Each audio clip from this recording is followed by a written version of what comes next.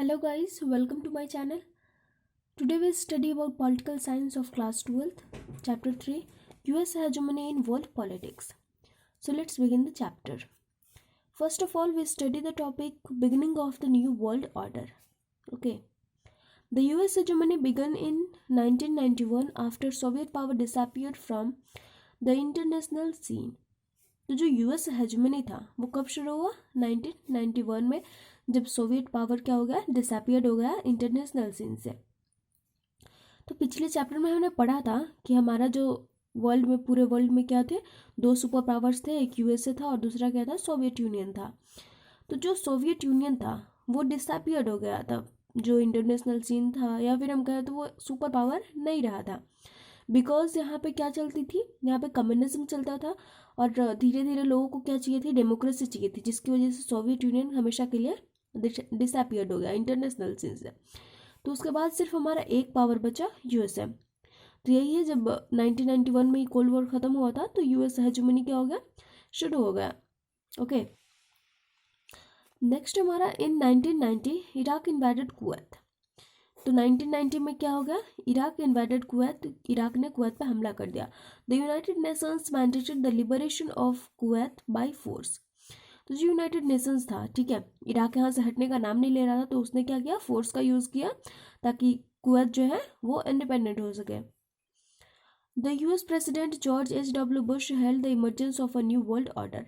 और जो यूएस के प्रेसिडेंट थे जॉर्ज H.W. बुश, उन्होंने इसका नाम क्या दिया, new world order. Okay, a massive coalition force of 660,000 troops from 34 countries fought against Iraq and defeated it, what came to be known as the First Gulf War। तो जो अमेरिकी force, ठीक है, जो जिन्हें अनुमति दी थी अमेरिका ने लड़ने के लिए, तो उसमें कितने थे, 660,000 ट्रूप्स थे, इतने सोल्जर्स थे, 34 कंट्रीज से आए हुए थे। लेकिन क्या था, इसमें 75% जो सोल्जर्स थे वो कहाँ के थे, वो अमेरिका के थे। ओके, और इसका ये जो युद्ध हुआ, ठीक है, इन दोनों के बीच में, उसको फर्स्ट गल्फ वॉर के नाम से जाना गया, जिसमें कि इराक क्या हुआ था, हार गया था और कुवैत आज़ाद हो गया था। The first instance of US hegemony come into observation through Operation Desert storm.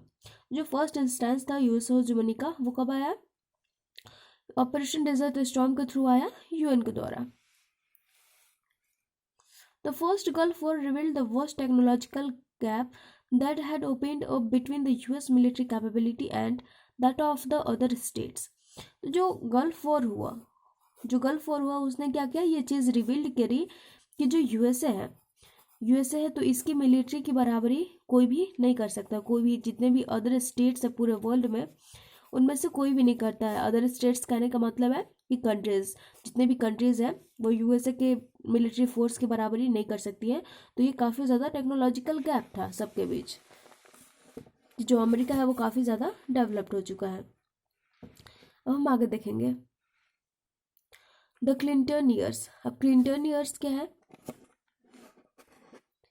तो जो क्लिंटन थे, ठीक है, क्लिंटन नाम है, जो अभी हम देखेंगे कि ये क्लिंटन थे कौन। तो जो क्लिंटन का जो वो चला था, कब तक उन्होंने काम किया था या फिर कब तक उनका शासन चला था, तो उसी को क्लिंटन ईयर्स के नाम से जाना गया। विलियम जेफरसन बिल क्लिंटन, पूरा नाम ये था जेफरसन, विलियम जेफरसन, तो उनको हम शॉर्टकट में क्लिंटन के नाम से सिर्फ जानते हैं। The newly elected president of US in 1992 and again in 1996।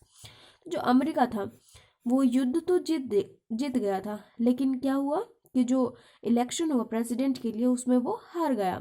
वहाँ के जो प्रेसिडेंट थे वो हार गए उस टाइम के। तो ये 1992 में फर्स्ट टाइम बने Clinton president and second time 1996 में। मतलब टोटल इनका जो प्रेसिडेंटशिप का ईयर था वो 8 ईयर्स के लिए था, क्योंकि ये दूसरी बार भी जीत गए थे। Focused on soft issues like democracy promotion, climate change and world trade rather than of military power and security. तो ये सॉफ्ट इशूज पे ज़्यादा ध्यान देते थे, लाइक डेमोक्रेसी प्रमोशन हो गया, क्लाइमेट चेंज हो गया और वर्ल्ड ट्रेड हो गया। इसके अलावा ये मिलिट्री पावर और सिक्योरिटी पे ज़्यादा ध्यान नहीं देते थे। और हम आगे देखेंगे the US were contradicted in response to Yugoslavian action against predominant Albanian population in Kosovo by targeting bombards through Operation Infinite against Al-Qaeda in response to the bombings of US embassies in Nairobi, Kenya, Dar es Salaam and Tanzania in 1998. तो क्या हुआ, जो यूगोस्लावियन थे उन्होंने क्या किया कि Kosovo के जो पीपल्स थे, अल्बानियन पीपल्स, इनको कुचलने के लिए इनके जो मूवमेंट्स जो ये स्टार्ट कर रहे थे, जो ये आंदोलन शुरू कर रहे थे, उसको कुचलने के लिए यूगोस्लावियन पीपल ने क्या किया कि फोर्स का यूज़ किया। ठीक है, जाके गवर्नमेंट थी उसने फोर्स का यूज़ करा, जिसके अपोजिट साइड में जो यूएस का जो नाटो था, जिसको लीड करता था यूएस, उन्होंने क्या किया कि बॉम्बार्डिंग शुरू कर दी यूगोस्लाविया में 2 मंथ्स तक बॉम्बार्डिंग हुआ। तो इसके अपोजिट साइड में क्या हुआ कि अल-क्वेदा ने भी बॉम्बार्डिंग करी थी नायरबोई, केन्या और डार एस सलाम में और तंजानिया में। ठीक है, 1998 में।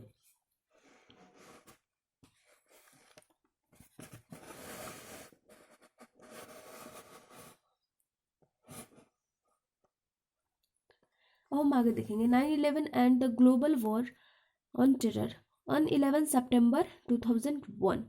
तो अगर ये समझ में नहीं आ रहा हो तो आप देख सकते हैं कि ये सितंबर 9 है और 11 क्या है, डेट है। ठीक है, 19 hijackers hailing from a number of Arab countries took control of 4 commercial aircraft shortly after takeoff and crashed into World Trade Center in New York. तो क्या हुआ 11 सितंबर 2001 को 19 हाईजैकर्स, जो कि कहाँ से उड़ान भरे थे, अरब कंट्रीज से। ठीक है, उन्होंने क्या किया, जो अमेरिका का जो कॉमर्शियल एयरक्राफ्ट्स था उसमें से 4 एयरक्राफ्ट्स को उन्होंने अपने कंट्रोल में कर लिया। और फर्स्ट क्रैश कहाँ पे किया, वर्ल्ड ट्रेड सेंटर न्यूयॉर्क, पहला क्रैश यहाँ पे किया फर्स्ट एयरक्राफ्ट से। दूसरा किया पेंटागन बिल्डिंग आर्लिंगटन, और तीसरा Virginia US defence department and capital building of the US Congress in Venezuela. तो मतलब ये 4 एयरक्राफ्ट्स को अरब कंट्रीज के 19 हाईजैकर्स ने कंट्रोल किया था। उसमें से चारों जितने भी मतलब जो 4 एयरक्राफ्ट्स थे उनको क्रैश कर दिया यूरोप, जो अमेरिका की कंट्रीज थी वहाँ पे। Come to be known as event of 9/11 in the US, और ये इसी नाम से जाने लगा sorry.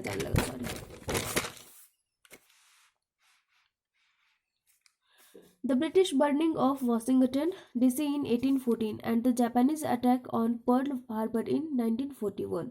In terms of loss of life, 9/11 was the most severe attack on US soil since the founding of the country in 1776. तो जो loss of life था, ठीक है, जो ये हुआ, जो हाईजैकर्स ने क्या किया, जो कॉमर्शियल एयरक्राफ्ट थे उनको जो क्रैश किया, तो उससे क्या हुआ, लॉस ऑफ लाइफ भी होगा, लॉस ऑफ प्रॉपर्टी भी हुआ होगा। ठीक है, तो इतनी लॉस ऑफ लाइफ, इतना लॉस ऑफ लाइफ पहले के जितने भी हुए थे, हमले जितने भी हुए थे, उसमें से कभी नहीं हुआ था। तो ब्रिटिश बर्निंग हुआ था वॉशिंगटन में 1814 में, इसमें भी नहीं हुआ था। और जापानीज अटैक हुआ था 1941 में, उसमें भी इतना लॉस ऑफ लाइफ नहीं हुआ था।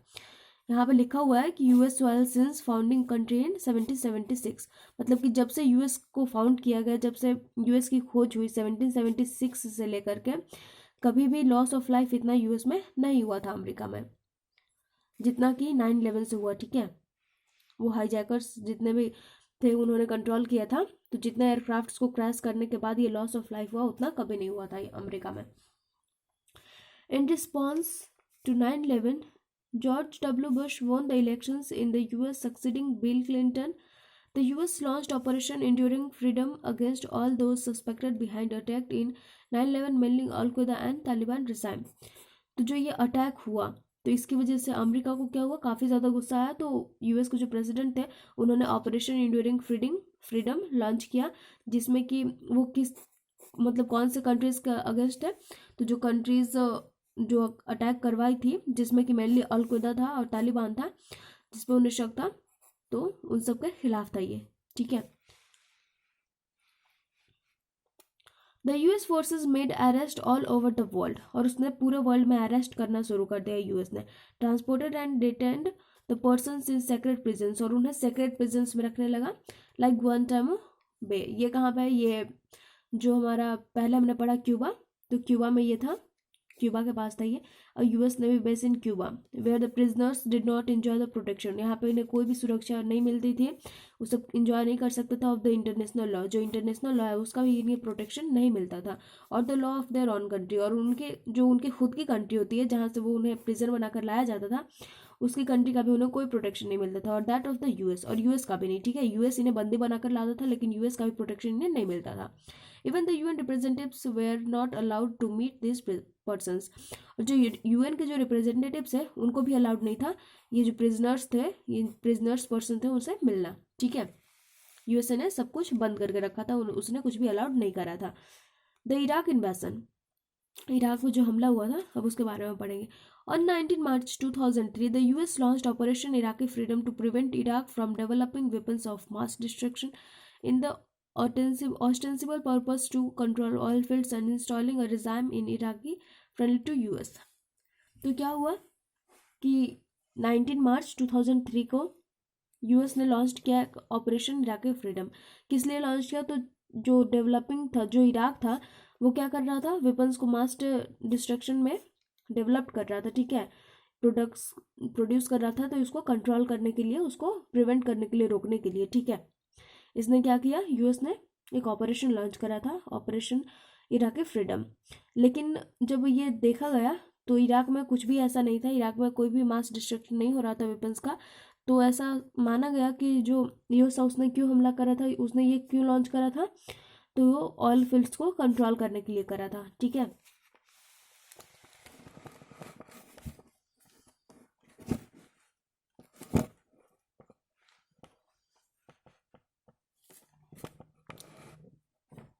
अब हम देखेंगे what does hegemony means. Hegemony क्या होता है ये हम अभी पढ़ेंगे। Hegemony in an international system with only centre of power to gain and retain in the form of military domination, economic, political chart and central superiority which was enjoyed only by the US after disintegration of Soviet Union। तो हेजुमनी क्या है? यहाँ पे हमने पहले पढ़ा था कि दो सुपर पावर्स थे जिसमें से कि सोवियत यूनियन क्या हो गया था, डिसअपियर्ड हो गया था हमेशा के लिए, तो सिर्फ एक सुपर पावर बचा था पूरे सेंटर में, सेंटर ऑफ पावर था ये हमारा यूएस है, तो यही था यूएस का हेजुमनी, ठीक है, कि जो पावर है उसका केंद्र सिर्फ एक हो, सेंटर सिर्फ एक हो, वही हेजुमनी होता है। अब हम पढ़ेंगे hegemony as hard power. Hegemony as hard power is based on military capabilities of the country and the US has proved it. तो ये हार्ड पावर किस पे बेस्ड होता है? मिलिट्री कैपेबिलिटीज पे, कि मिलिट्री कैपेबिलिटीज वहाँ का कैसा है।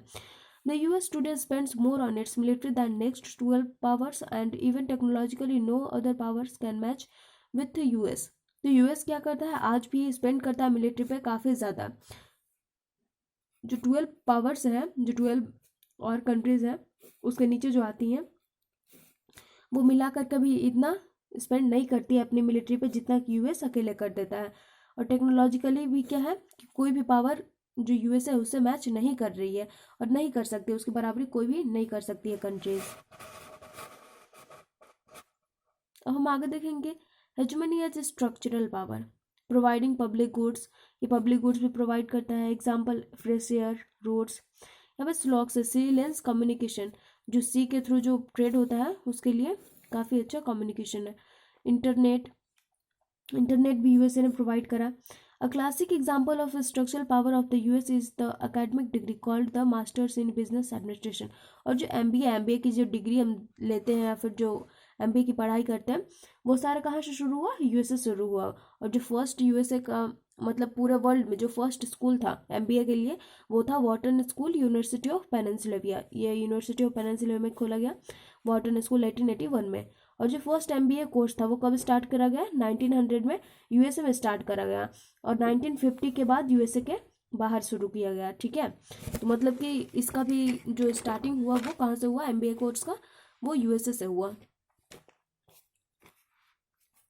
हेजुमनी as soft power, the predominance of the US in world today is based not only on its military power and economic process but also on its cultural presence। तो जो US है, ठीक है, जो यूएस है उसका प्रेडोमिनेंस सिर्फ जो मिलिट्री पावर है, हमने ये पढ़ा कि यहाँ पे मिलिट्री काफ़ी अच्छी है, मिलिट्री पावर सबसे अलग है और इसकी जो बराबरी है वो कोई भी स्टेट्स नहीं कर सकता है, कोई भी कंट्रीज नहीं कर सकता है। आर्थिक स्थिति भी वहाँ की काफ़ी अच्छी है। तो इसका मतलब ये नहीं कि वहाँ का जो कल्चरल प्रेजेंस है वो खराब है, ठीक है। मतलब वहाँ की जो कल्चरल थिंग्स हैं, वहाँ का कल्चर जो है वो भी काफ़ी अच्छा है। Constraints on American power. The US power has been a hegemonic power.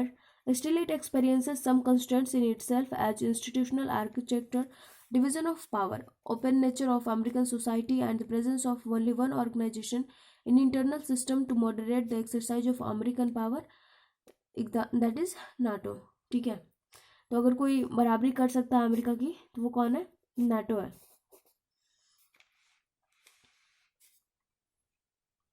India's relationship with the US. After the collapse of the Soviet Union, India decided to liberalize its economy and integrate it with global economy. तो जैसे Soviet union जो है collapse हो गया, ठीक है, तो हमने पढ़ा था कि जो इंडिया का जो फ्रेंड था वो सोवियत यूनियन था। ट्रीटी साइन करी थी इंडिया ने उसके लिए, ट्रीटी ऑफ फ्रेंडशिप 20 ईयर्स के लिए। तो क्या था, इंडिया का वो फ्रेंड था। तो जैसे ही क्या हो गया, कोलैप्स हो गया, ये डिसअपियर्ड हो गया, तो इंडिया को क्या था, लिबरलाइज करना था अपनी इकोनॉमी को, ठीक है, ग्लोबल इकोनॉमी के साथ, पूरे वर्ल्ड की इकोनॉमी के साथ। Hence the US also found India on attractive economic partner. और यूएस ने भी ये फाउंड किया, यूएस को भी ऐसा लगा, ये फील हुआ कि जो इकोनॉमिक कंडीशन है इंडिया की वो काफ़ी अच्छी है, तो इकोनॉमिक पार्टनर ये अट्रैक्टिव है India, due to technological dimension and the role of Indian American diaspora.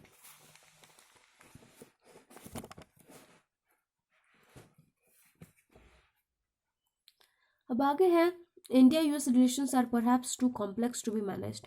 लेकिन जो इंडिया और यूएस का जो रिलेशन है वो काफ़ी कॉम्प्लेक्स था मैनेज करने के लिए बाय ए सिंगल स्ट्रेटेजी, कोई भी सिंगल स्ट्रेटेजी के थ्रू।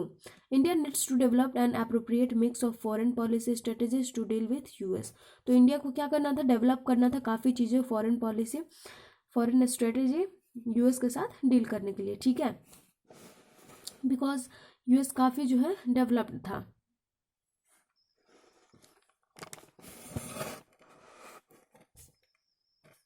अब हम आगे देखेंगे, how can hegemony be overcome.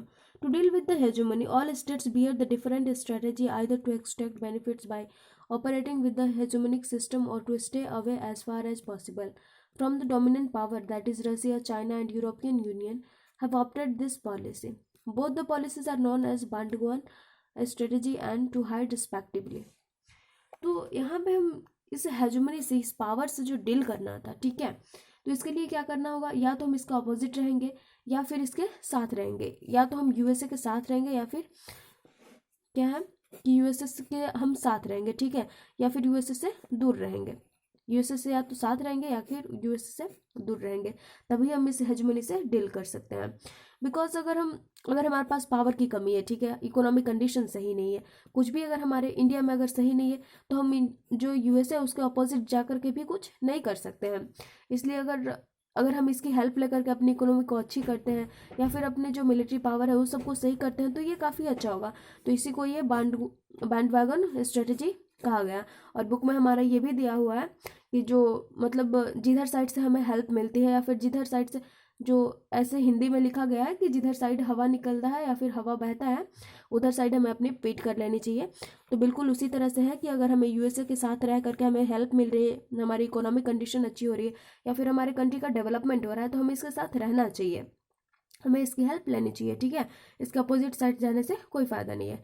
तो गाइस ये चैप्टर हमारा यहीं पे ख़त्म होता है। आई होप आपको ये वीडियो अच्छा लगा होगा, समझ में आया होगा। तो अगर आपको ये वीडियो अच्छा लगा हो तो चैनल को सब्सक्राइब कीजिएगा, वीडियो को लाइक कीजिएगा। Thank you so much guys, मिलता है नेक्स्ट वीडियो में। Best of luck.